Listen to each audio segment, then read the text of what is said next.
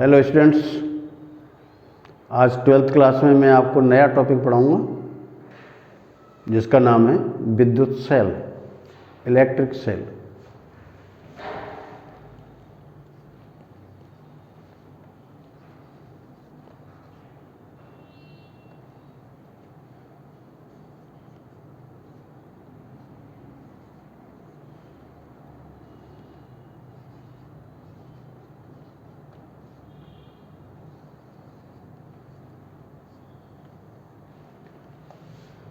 Class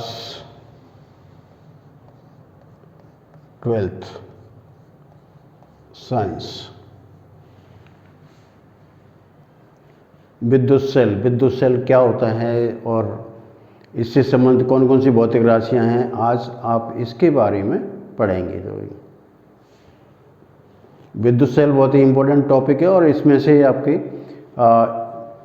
Rajasthan board के question जो paper होता है उसमें शॉर्ट आंसर टाइप क्वेश्चन, यानी 1 नंबर का, आधे नंबर का क्वेश्चन आता रहता है और इसमें से न्यूमेरिकल क्वेश्चन भी आ जाते हैं। तो इम्पोर्टेंट टॉपिक है, आप इसको अच्छी तरीके से देखें और पूरा वीडियो देखें, तभी आपकी समझ में आएगा कि इसमें है क्या। बहुत से विद्यार्थी क्या करते हैं कि 2-4 मिनट देखा और उसके बाद छोड़ देते हैं, तो ऐसा नहीं करें। तो भाई तो पूरा ही वीडियो देखिएगा जिससे कि आपको आनंद आए पढ़ने के अंदर। और मैं तो बहुत ही बेसिकली लेकर के चल रहा हूँ, कोई इसमें कोई आपका बहुत हाई फाई नहीं है इसके अंदर। तो भाई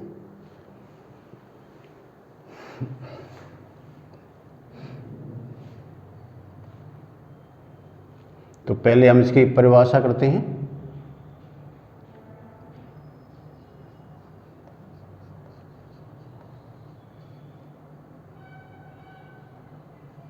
रासायनिक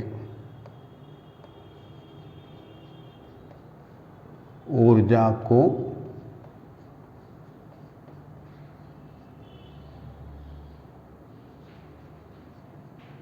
विद्युत ऊर्जा में परिवर्तित करने के साधन या युक्ति को विद्युत सेल कहती है। ठीक है, एक दूसरी परिभाषा इसकी और है, या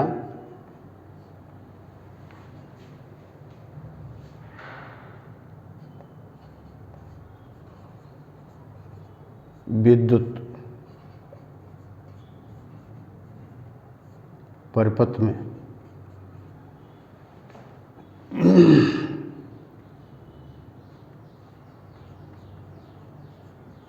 विद्युत धारा प्रवाह को नियत बनाए रखने की युक्ति को विद्युत cell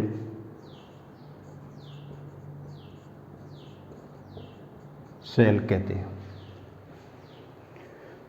electric cell, the device that converts the chemical energy into electrical energy is called electric cell, or it is the device that keeps the flow of current constant in the circuit।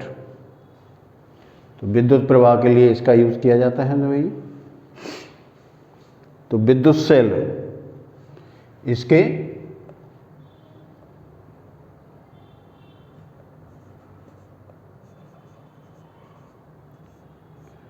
विद्युत cell के मुख्य भाग, इसके 3 भाग होते हैं। सबसे पहला है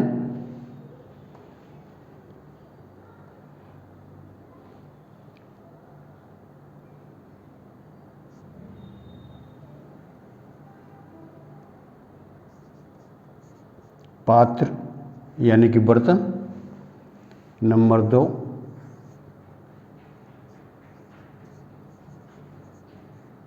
विद्युत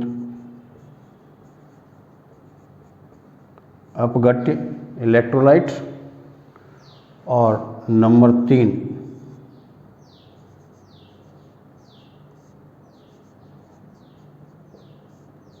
इलेक्ट्रोड। पात्र का मतलब कंटेनर।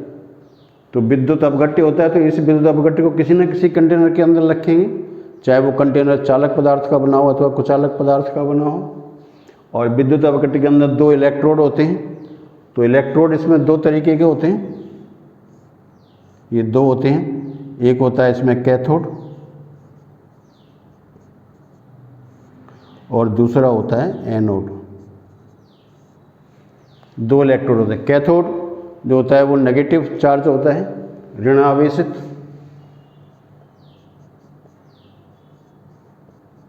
या ये ऋणात्मक विभव होता है इस पर,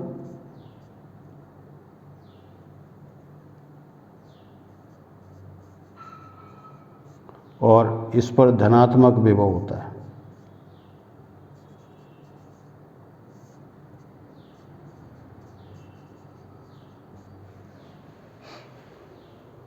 तो ये इसका यहाँ एक चित्र बना है, तो इस तरीके से हम बना सकते हैं इसको। ये मान लिया कि एक पात्र है,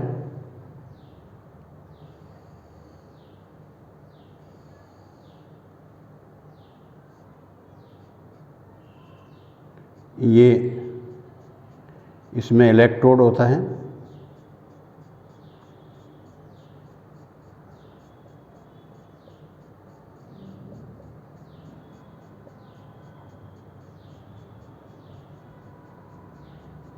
ये इलेक्ट्रोड है,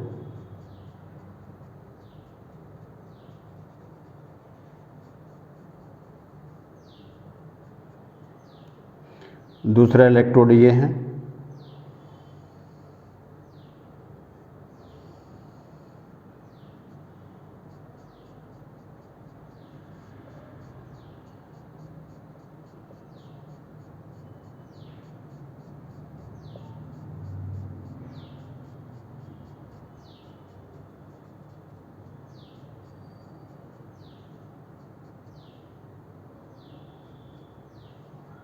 ये एक इसमें पॉजिटिव होता है, दूसरा इसमें नेगेटिव होता है, और ये इसमें विद्युत अपघट्य होता है।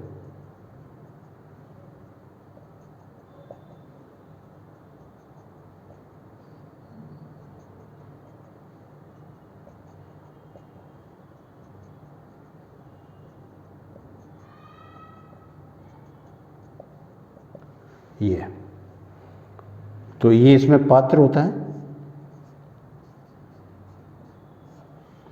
ये इसमें जो दिखाया गया है ये आपका विद्युत अपघट्य होता है।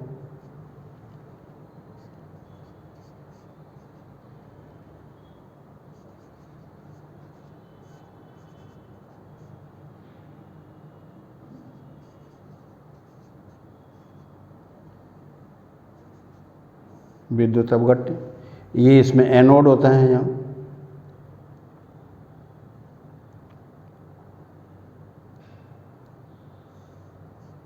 ये एनोड, और ये जो आपको दिखाया गया है ये इसमें कैथोड होता है,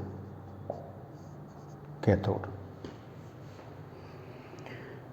ये पूरा विद्युत अपघट्य कोई ना कोई ऐसा पदार्थ होता है जो पानी में घुलनशील हो, जिसका आयनीकरण हो सके, तो विद्युत अपघट्य कहलाता है। तो ये इलेक्ट्रोड धातु के बने होते हैं, ये एक ही प्रकार के हो सकते हैं अथवा ये भिन्न भिन्न प्रकार के भी हो सकते हैं। तो ये इस सेल की मुख्य भागों के बारे में है।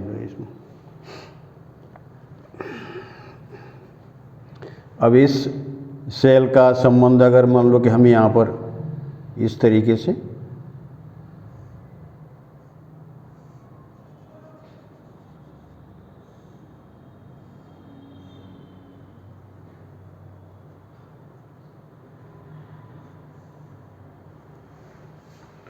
तो ये प्रतिरोध होता है R, विद्युत धारा ऐसे प्रवाहित होती है। इसमें बाहर का जो परिपथ होता है उसमें एनोड से कैथोड की ओर विद्युत धारा का प्रवाह होता है, लेकिन सेल के अंदर ये कैथोड से एनोड की ओर विद्युत धारा का प्रवाह होता है।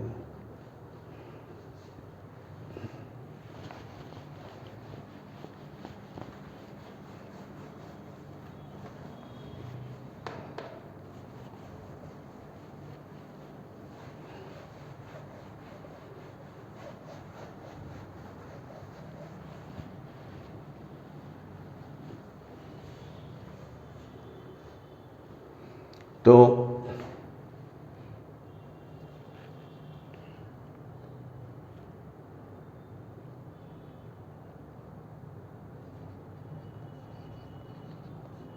बाय प्रतिरोध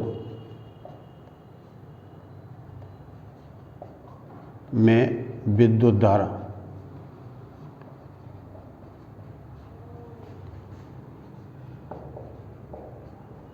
एनोड से कैथोड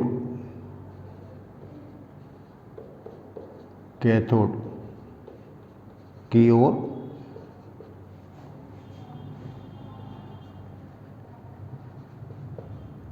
प्रवाहित होती है,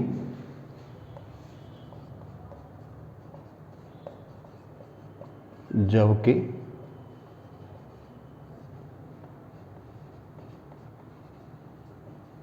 विद्युत अपघट्य में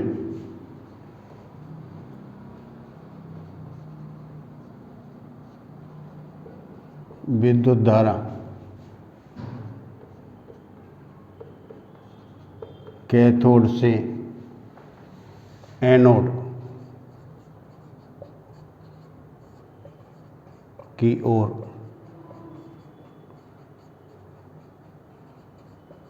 प्रवाहित होती है। The current flows in the external circuit from anode to cathode, and in the electrolyte it flows from cathode to anode.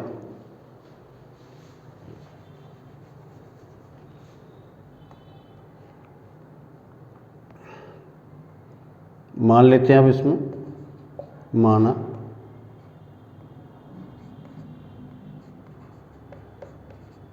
Anode का विभव equal to V plus cathode का विभव इक्वल टू V माइनस, और जो विद्युत अपघट्य होता है ये समान विभव पर रहता है। विद्युत अपघट्य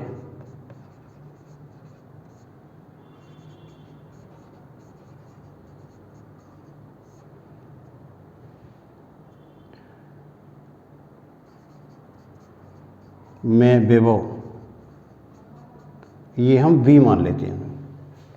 तो इसमें होता क्या है, जैसे मैंने अभी आपको बताया कि भाई ये सेल है, अब इसमें ये इलेक्ट्रोलाइट है, तो ये इसमें विद्युत अपघट्य इसका इलेक्ट्रोड है।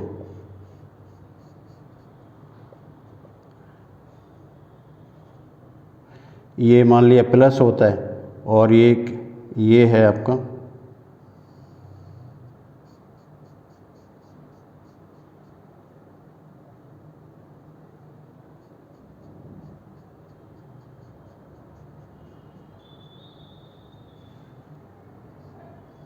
ये है, ये माइनस है, और ये इसमें सेल है, अपघट्य है इसके अंदर।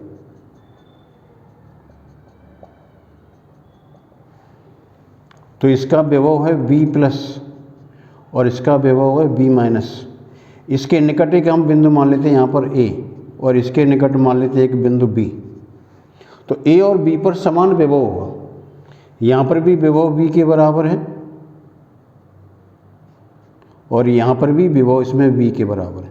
तो विद्युत अपघट्य जो होता है वो हमेशा समान विभव पे रहता है। तो इसका मतलब ये है कि ये जो एनोड है और ये विद्युत अपघट्य है, इसके बीच में एक विभवांतर होगा। तो ये ऐसे ही यहाँ पर भी एक विभवांतर होगा। ये पॉजिटिव है, it means it is more than 1। ये नेगेटिव है, it means it is less than 1। और v इसमें इसका मान ये पॉजिटिव होता है, इसलिए ये हमेशा इससे ज़्यादा होगा, लेकिन इससे ये कम होगा जो है इसमें। तो इसको हम एनोड है इसको, और ये कैथोड।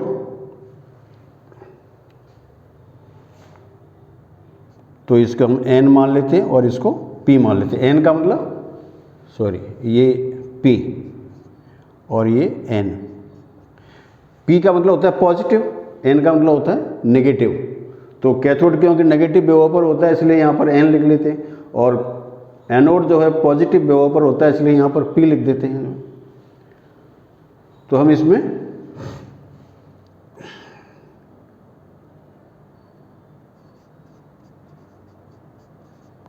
एनोड पी व बिंदु ए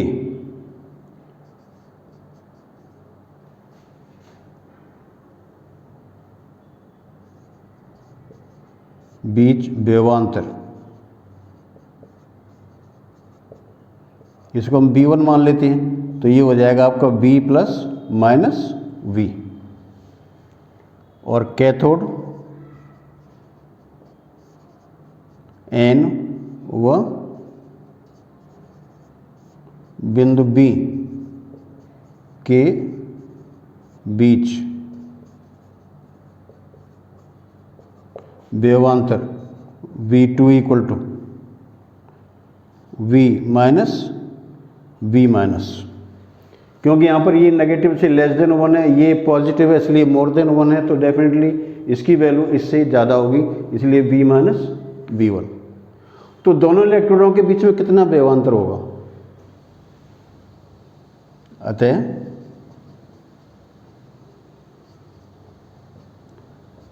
एनोड व कैथोड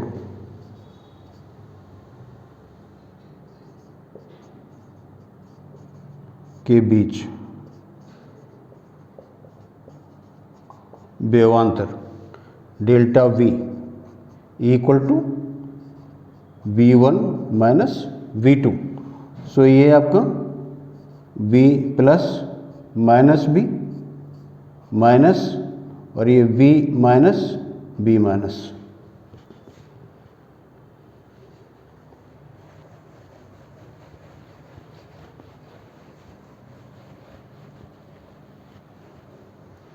तो ये डेल्टा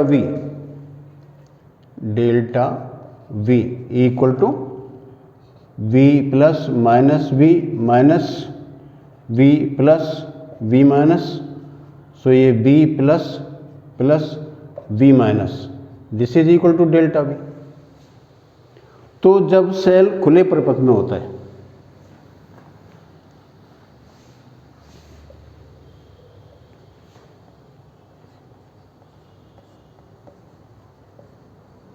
जब सेल खुले परिपथ में होता है तो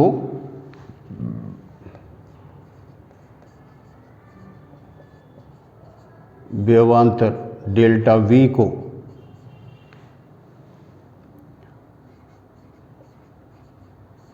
सेल का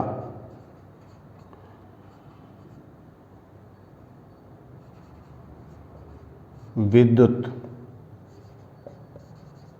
वाहक बल कहते हैं। तो जब सेल खुले परिपथ में होता है, क्या अर्थ ये होता है कि जब हम सेल से बाहरी प्रतिरोध में कोई विद्युत धारा प्रवाहित नहीं कर रहे होते हैं, तो ये खुले परिपथ में होता है। तो विद्युत वाहक बल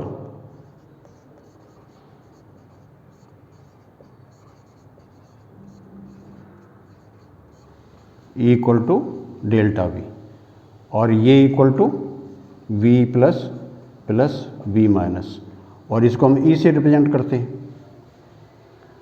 तो ये विद्युत वाहक बल क्या है? ये कोई बल नहीं है, ये व्यवांतर है। पहले जब शुरुआत में जब इसकी कॉन्सेप्ट रखी गई थी तो लोग इसको समझ नहीं सके, इसलिए यहाँ पर बल शब्द का इस्तेमाल किया गया। तो अगर इसे हम देखें, विद्युत वाहक बल यानी कि ऐसा बल जो कि विद्युत को ले जाता हो, यानी कि जो विद्युत देता हो, इसका मतलब विद्युत देता हो।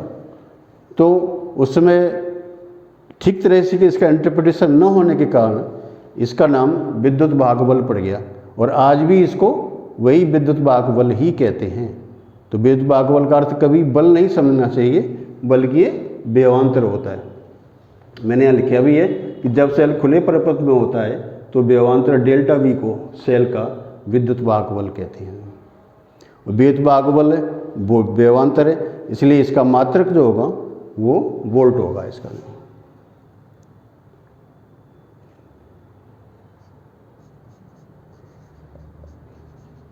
ई का मात्रक वोल्ट।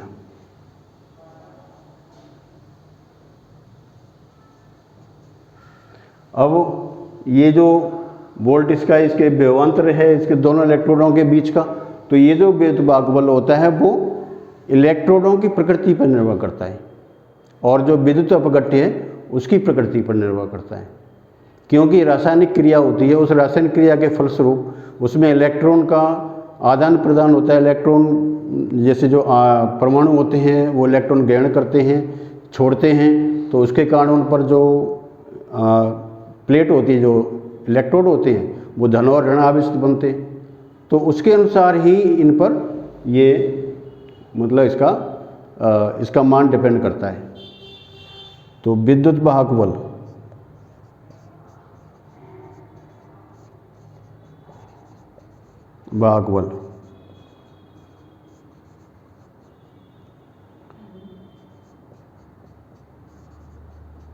इलेक्ट्रोडों की प्रकृति पर निर्भर करता है।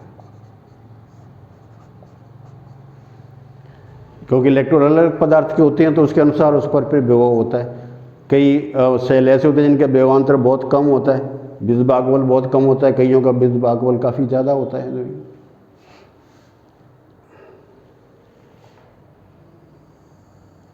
अब जब सेल को हम प्रयुक्त करते हैं, यानी कि सेल को बंद परिपथ में होता है,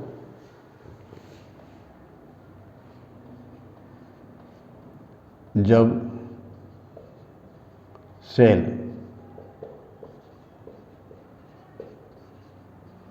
बंद परिपथ में होता है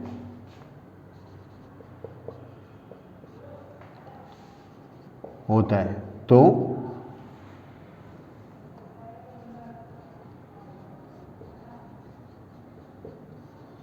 इलेक्ट्रोडों के मध्य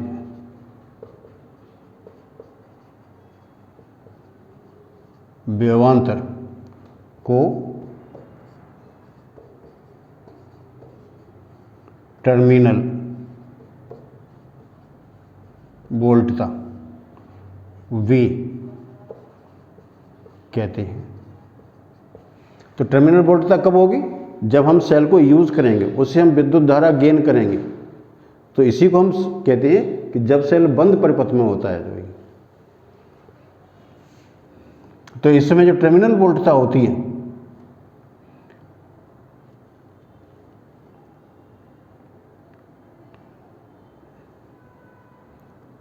टर्मिनल वोल्टता V लेस देन E होता है। इसका मतलब है कि टर्मिनल वोल्टता और विद्युत वाहक बल में एक डिफरेंस होता है, और जब हम सेल से विद्युत धारा लेते हैं तो अपघट्ट के अंदर आयनों का प्रवाह होता है, और आयनों के प्रवाह के अंदर जो अपघट्ट में अनआयनित अणु होते हैं जिनका आयनीकरण नहीं हो पाता है, वो इसके मार्ग में रुकावट पैदा करते हैं, जिसे हम सेल का आंतरिक प्रतिरोध कहते हैं।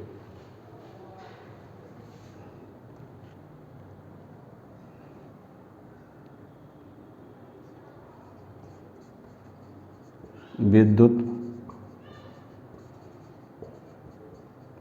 अपघट्ट में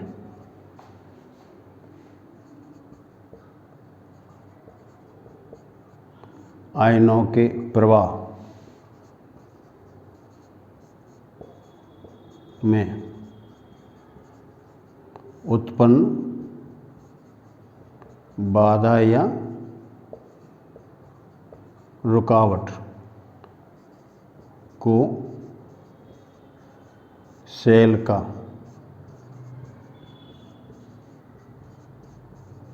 आंतरिक प्रतिरोध आर, इसको स्मॉल आर से व्यक्त करते हैं, आंतरिक प्रतिरोध कहते हैं।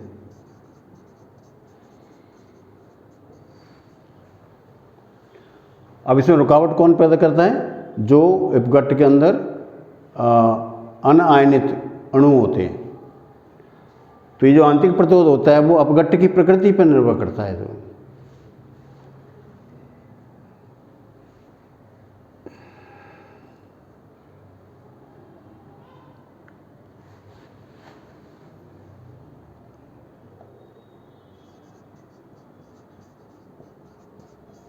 आंतरिक प्रतिरोध पर विभव पतन होता है। तो विभव पतन कितना होगा?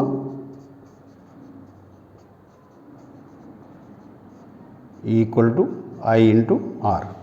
प्रवाहित धारा और आंतरिक प्रतिरोध का गुणनफल, ये विभव पतन कहलाता है। अब ये विभव पतन किसके बराबर होगा?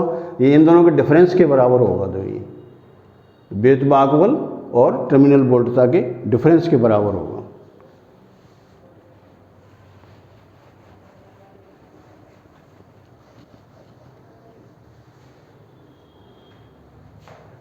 अतः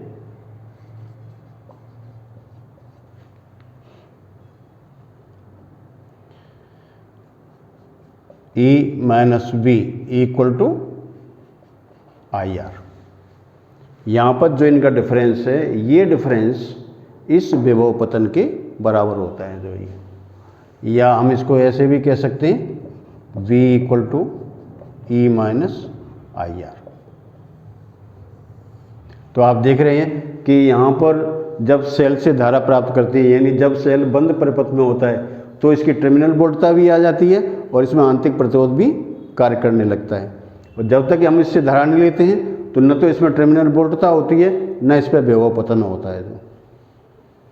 तो इसी स्थिति में जो टर्मिनल वोल्टता होती है वो हमेशा ही विद्युत वाहक बल से कम होती है। तो इसमें जो विभव पतन होता है ना, ये वी आई आर जो है ये इसके बराबर है।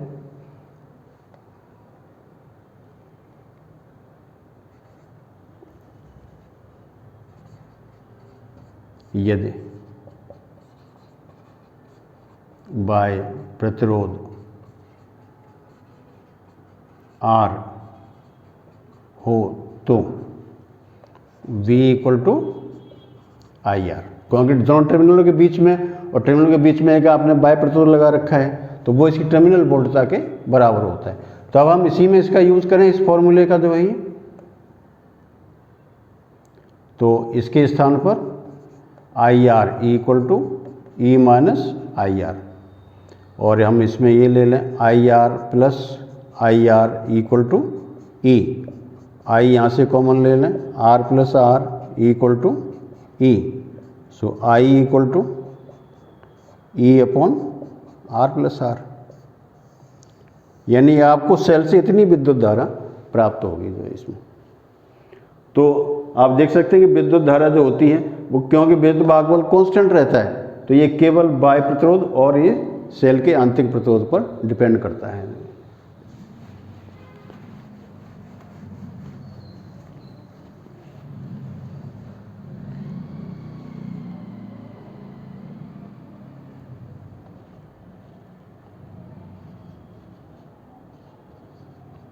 आदर्श सेल के लिए आंतरिक प्रतिरोध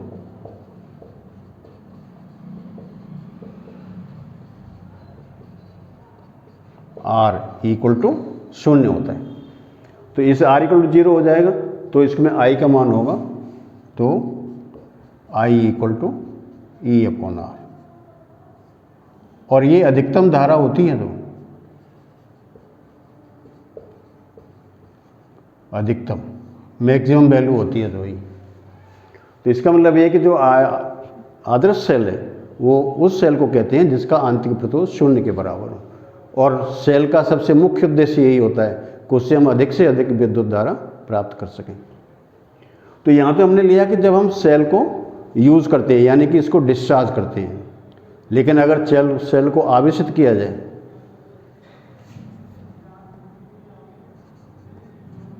यदि सेल को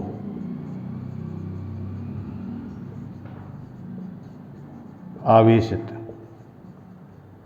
किया जाए तो V ग्रेटर देन E होता है। तो टर्मिनल वोल्टता का मान विद्युत वाहक बल से ज़्यादा होगा।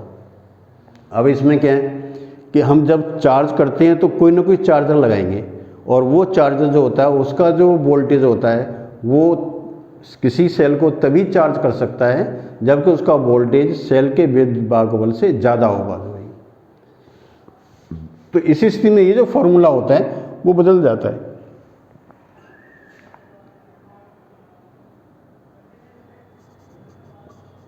अतः V equal to E plus IR, ये वैल्यू हो जाती है इसकी। तो जब सेल को आवेशित करते हैं तो टर्मिनल वोल्टता का मान हमेशा विद्युत वाहक बल से ज़्यादा होता है, और इसमें जो टर्मिनल वोल्टता होगी वो का मान E प्लस IR के बराबर होगा। तो ये मैंने आपको बताया विद्युत सेल के बारे में। अब मैं थोड़ा सा आपको ये बता दूं कि विद्युत सेल जो होते हैं वो सामान्यतः 2 प्रकार के होते हैं।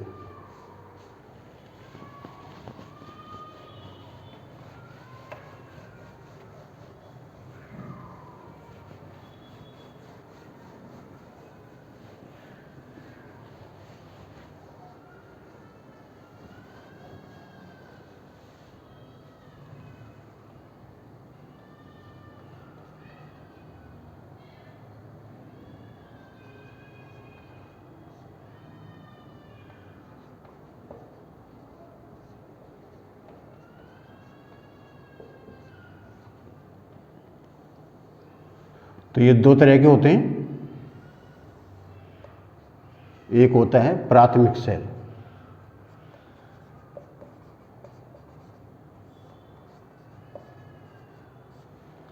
और दूसरा होता है द्वितीयक या संचायक सेल। प्राथमिक प्रतिरोध में इसमें क्या है, प्राथमिक जो सेल होते हैं, ये जो सेल है अगर इनका हम उदाहरण देखें, इसके उदाहरण, तो एक तो है आपका वोल्टेज सेल,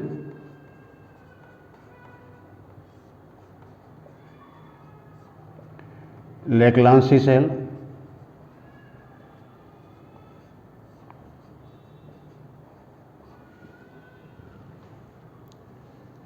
डेनियल सेल,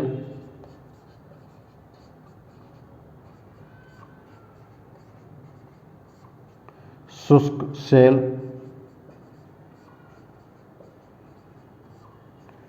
ये इसके एग्जाम्पल हैं प्राथमिक सेल के। और यहाँ पर हम द्वितीयक सेल देखें तो इसके उदाहरण हैं आपके सीसा, संचायक सेल, और एक होता है निकेल आयरन सेल। तो अब इनमें क्या है, ये जो प्राथमिक सेल होते हैं इनको आप सिर्फ एक बार यूज़ कर सकते हैं। जब ये डिस्चार्ज हो जाता है तो फिर इसके जो विद्युत अपघट्य होता है उसको फेंक देना होता है और उसकी जगह पर फ्रेश विद्युत अपघट्य आपको डालना होता है। साथ में इसके जो इलेक्ट्रोड होते हैं वो भी कुछ समय पश्चात बेकार हो जाते हैं, घुल जाते हैं, तो उनकी जगह पर फिर आपको नए इलेक्ट्रोड डालने होते हैं। इसमें अगर सेल डिस्चार्ज हो जाए तो इसको पुनः चार्ज कर सकते हैं। तो इसमें क्या होता है कि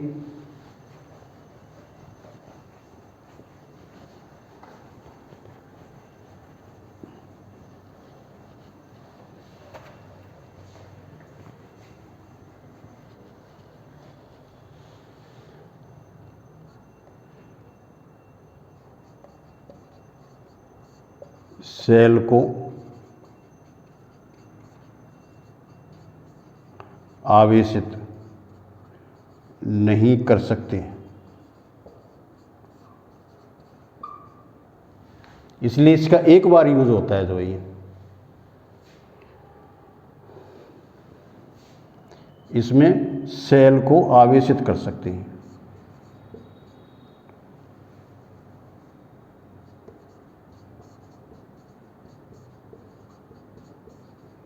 निरावेशित होने पर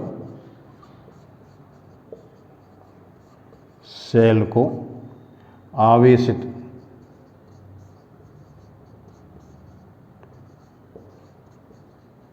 किया जा सकता है।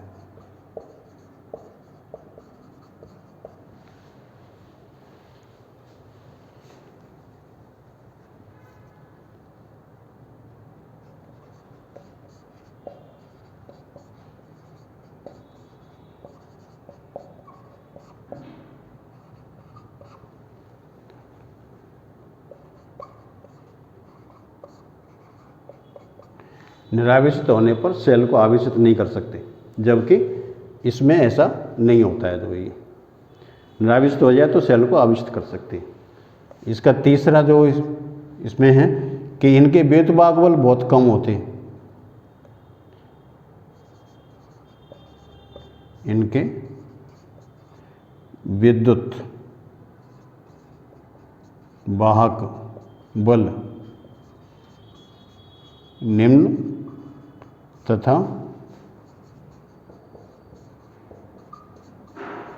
आंतरिक प्रतिरोध उच्च होता है।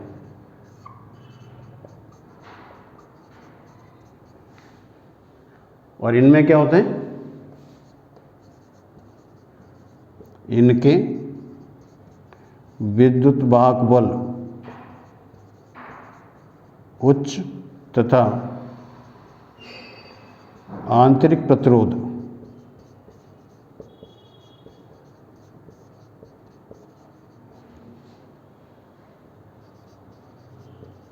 न्यून होता है।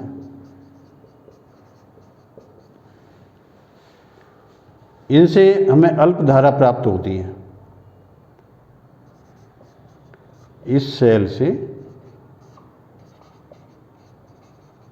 अल्प विद्युत धारा प्राप्त होती है। इसमें इस सेल से उच्च धारा प्राप्त होती है।